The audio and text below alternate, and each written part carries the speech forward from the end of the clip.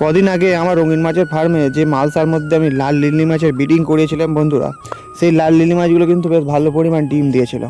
আর সেই লাল লিলি মাছগুলোর বাচ্চা কিন্তু ফুটে গেছে। আর এই বাচ্চা মাছগুলো সব আমি দিয়ে দেবো আমার তুইন কাউকে। তার কারণ তুইন কাকুর কাছ থেকে আমি বেশ কিছু মাঝে মাঝে ধাড়ি মাছ নিয়ে আসি। আর যেহেতু তুইন কাকু আমার নিজের কাকু হয়, তাই কাকুকে আমি এই মাছগুলো দিয়ে দেবো। তো প্রত্যেকটা মাছ থেকে জল আমি মাছ সমেত তুলে নিয়েছি গামলির মধ্যে। দেখো মাছগুলো তো ফাঁকা পড়ে আছে। এবারে এখানে যেহেতু অনেকটা জল, এই জলগুলো আমি নেট ডুবিয়ে আস্তে আস্তে ফেলে দেবো। তারপরে তোমাদের দেখাবো যে কতটা পরিমাণ মাছ এর মধ্যে আছে। তো বন্ধুরা, সব জল ফেলে দেওয়ার পরে এবারে গামলিটাতে গিয়ে দেখি যে বেশ ভালো পরিমাণে মাছ কিন্তু ঘোরাঘুরি করছে। যতটা আমি আশা করেছিলাম তার থেকেও কিন্তু এর মধ্যে মাছ বেশি জন্মেছে। আর এই বাচ্চা মাছগুলো সব কিন্তু মেল হওয়ার সম্ভাবনা বেশি। তার কারণ যেহেতু আমি এই লিলি মাছের ব্রিডিং করিয়েছি, ফিমেল মাছ ডিম দেওয়ার পরে মেল মাছ রেখে দিয়েছিলাম বাচ্চা ভালো ফোটার জন্য, তাই আশা করছি এই মাছগুলো থেকে মেল মাছ হওয়ার সম্ভাবনা বেশি হবে। তো মোটামুটি গামলিটা আমি বাইরে নিয়ে চলে এসেছি। আলোতে কিন্তু বেশ ভালো পরিমাণে মাছ দেখা যাচ্ছে। আর তোমরা যারা ছোটো ছোটো রিলসের মাধ্যমে রঙিন মাছের ভালো ভালো ভিডিও দেখতে চাও, তারা কিন্তু আমার ফেসবুক পেজ স্টোরি অফ রিন্টুতে গিয়ে ফলো করতে পারো। তাহলে কী হবে, তোমরা সেখানে অনেক রকমের রঙিন মাছের ভিডিও দেখতে পারবে, যেগুলো আমি ইউটিউবে ছাড়ি না, শুধুমাত্র শর্টসের মাধ্যমে ফেসবুকে ছাড়ি। তাই তোমরা আমার story of Rintu page follow করে আসতে পারো। তারপর এবারে গামলিটা নিয়ে চলে এসেছি আমার রঙিন মাছের ফার্মের ভেতরে। এবার মাছটা আস্তে আস্তে করে একটা বড় প্যাকেটের মধ্যে ঢুকিয়ে নিচ্ছি।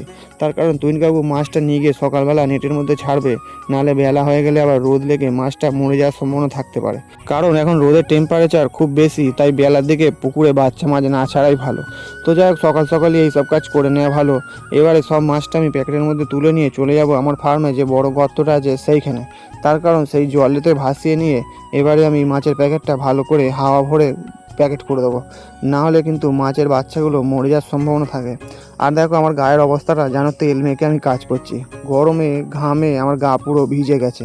তো মাছের প্যাকেটটা আমি ভালো করে এবার প্যাকেট করে দিয়ে তারপরে কাউকে দিয়ে দেবো, আর কাকু নিয়ে চলে যাবে কাকুর বাড়িতে। বন্ধুরা, কিছুদিন আগে আমি একটা ভিডিও ছেড়েছিলাম যে 2026 সালে এসে কী করে নতুন করে রঙিন মাছ চাষ শুরু করবেন। সেই ভিডিওটি ছিল প্রথম পর্ব। আর খুব শিগগিরই সামনের সপ্তাহের মধ্যে আসছে 2026 সালে এসে রঙিন মাছ চাষ করার দ্বিতীয় পর্ব। তো যাই হোক, মাছটা প্যাকেট করা হয়ে গেছে। এবারে কাকু মাছের প্যাকেটটা নিয়ে এবারে বাড়ি চলে যাবে। আর এদিকে যে মালসায় আমি লিলি মাছের ব্রিডিং করেছিলাম, সেই মালসাগুলো সব পড়ে আছে, এগুলো ধুয়ে আবার আমি ভালো করে সেট আপ করবো। তার কারণ এর মধ্যে আবার আমি লিলি মাছের ব্রিডিং করব, আমার নিজের জন্য কিছু বাচ্চা ছাড়বো। তো তারপরে কাকু ব্যাগ নিয়ে আমার ফার্মের মধ্যে ঢুকে পড়েছে। এবারে মাছের প্যাকেটটা ব্যাগে নিয়ে চলে যাবে। তো বন্ধুরা, যেসব নতুন ব্যক্তিরা আজকের আমার এই ভিডিওটি দেখছো, তারা কিন্তু ভিডিওটিতে অবশ্যই লাইক করবেন আর সাবস্ক্রাইব করে চ্যানেলটির পাশে থাকবেন। তাহলে কী হবে, তোমরা প্রত্যেক দিন নতুন নতুন রঙিন মাছের ভিডিও দেখতে পাবে আর রঙিন মাছ সম্বন্ধে নতুন কিছু শিখতে পারবে।